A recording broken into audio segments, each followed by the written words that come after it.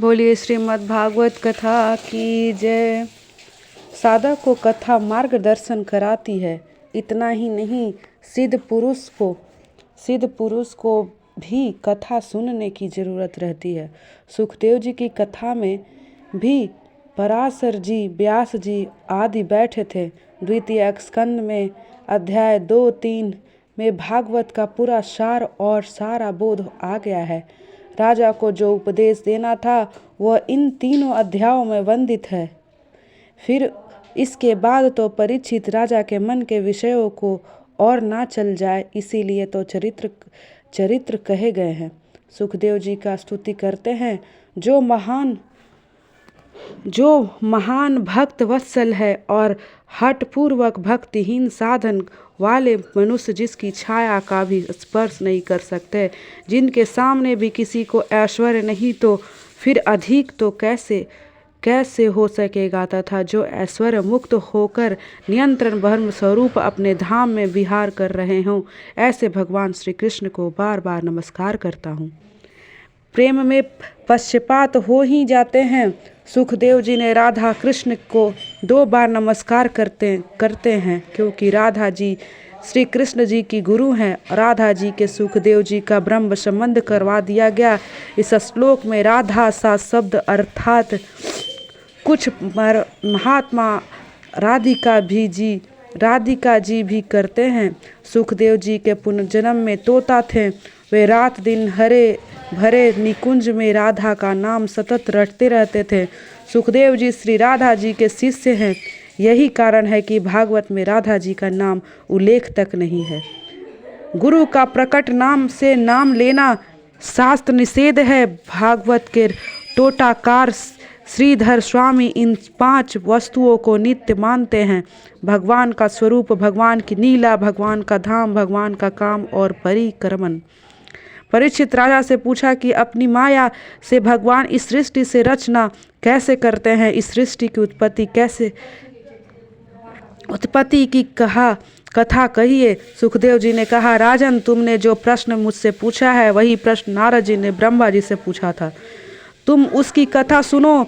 ब्रह्मा जी ने नारद जी से सृष्टि की और आरंभिक कथा कही है। भगवान की इच्छा हुई कि एक से अनेक बने।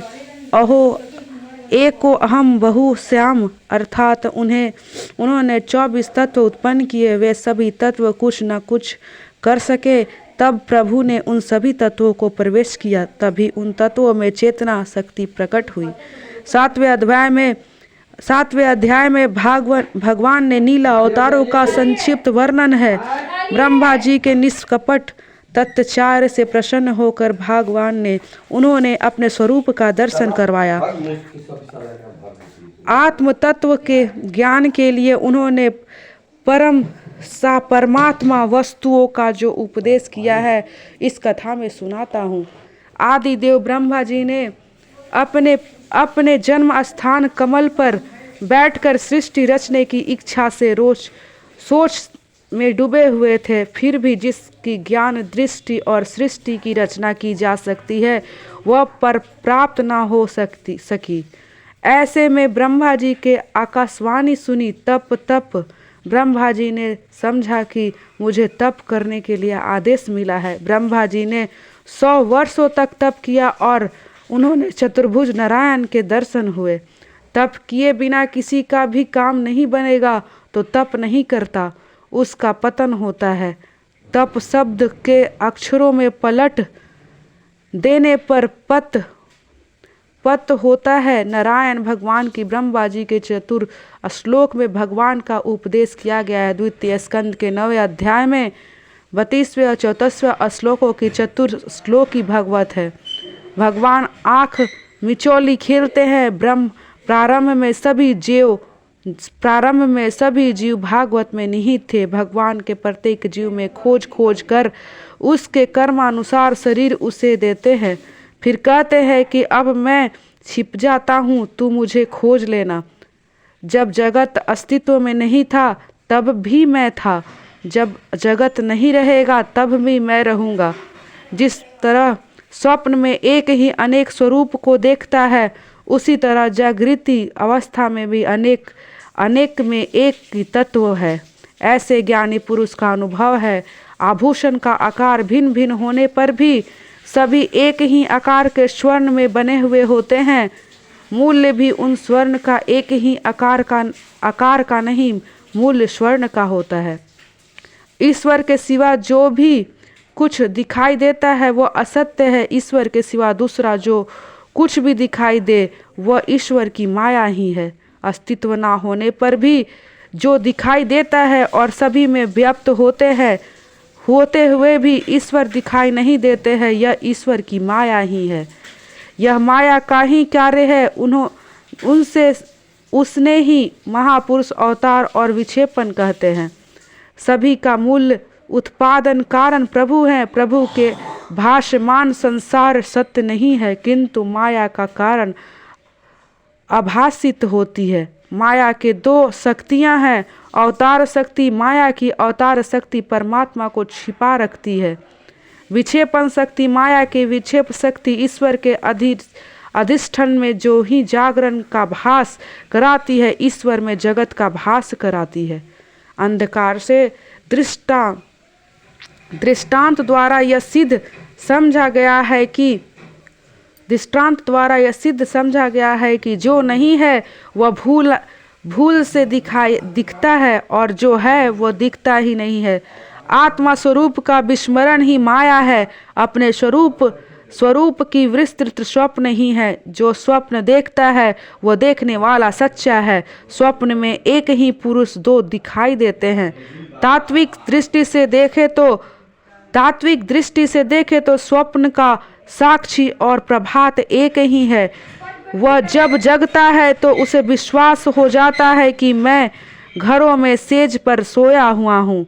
स्वप्न का पुरुष भिन्न है। जगत का ब्रह्मा तत्व एक ही है, किंतु माया के कारण अनेक का तत्व भास होता है। माया जीवन में लगी हुई है। यह माया जीवन से कब लगी है कहा नहीं जा सकता, क्योंकि माया अनादि है। उसका मूल्य खोजने की जरूरत नहीं है। माया का अर्थ है अज्ञान। अज्ञान कब से शुरू हुई यह जानने की क्या जरूरत है। माया जीव से कब से लगी है उसका विचार ना करो। उसका पार कोई भी नहीं पार सका है। कब विस्मरण हुआ कब कहा नहीं जा सकता। उसी तरह अज्ञान का कब आरंभ हुआ यह भी नहीं कहा जा सकता। पर अज्ञान का तात्विक विनाश कराना जरूरी है। कपड़ों पर दाग लग जाए तो वह कैसे लगा इस जगह लगा कैसे ही सियाई होगी आदि का विचार करने की अपेक्षा उस दाग को तुरंत दूर करने की हितावह करना चाहिए। माया के बारे में सोचते रहने ही अपेक्षा माया को दूर करने के लिए परमात्मा का शरण लेना अच्छा है। माया का दर्शन करने का सुदामा की इच्छा होने पर उन्होंने श्री कृष्ण से कहा कि अपनी माया से मैं दर्शन कराना चाहता हूँ। वह कैसी होती है? श्री कृष्ण ने कहा कि समय आने पर उनका दर्शन कराऊंगा। चलो पहले हम गोमती पे स्नान कर ले। वे दोनों गोमती तट पर गए, स्नान करने लगे। भगवान तो स्नान करके पीताम्बर पहनने लगे। सुदामा ने गोमती के जल में गोता लगाया।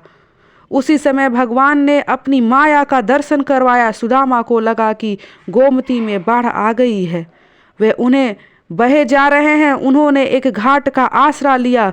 घूमते फिरते वे एक गांव में पहुँचे।